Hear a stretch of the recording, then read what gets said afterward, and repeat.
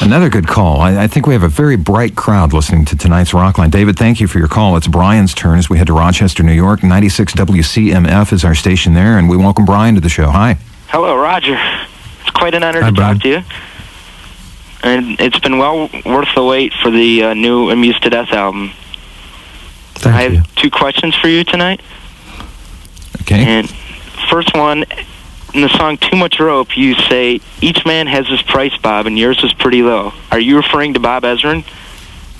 Well, strangely enough, a lot of the lyrics that I write now, I write directly onto tape, and by putting some music down on a track and then going into the studio and running the tape and then singing directly without thinking too much about what it is. Those verses of Too Much Rope, I did like that. The reference when I actually put the word down on tape was to Bob Dylan, because at the time I was going through a kind of Bob Dylan sound-alike period to amuse myself in the studio. So I would be singing, each man is praise, Bob, and like that, for a joke. But afterwards it seemed to me rather an apposite lyric for Bob Ezrin, so I left it in because of Ezrin, as a little gift for Bob Ezrin, yeah. So Dylan in mind, but if it works the other way, no problem with that either, huh? That's right, that's right. Brian, question number 2. I would also like to know what part Flea of the Red Hot Chili Peppers had to do on your album. He's mentioned in Special Thanks. Yeah, he is.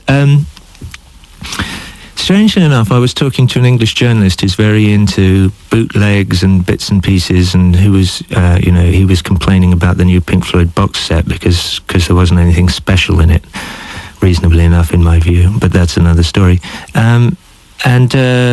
We were talking about the possibility of releasing demos, as he said, you should release your demos sometime as an album. And I thought, well, that's not a bad idea.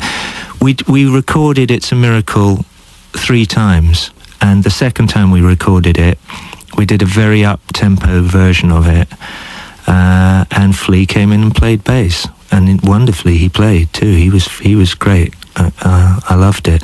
But when we put the record together, this very kind of up-tempo version of It's a Miracle didn't fit within the dynamic context of the rest of the record.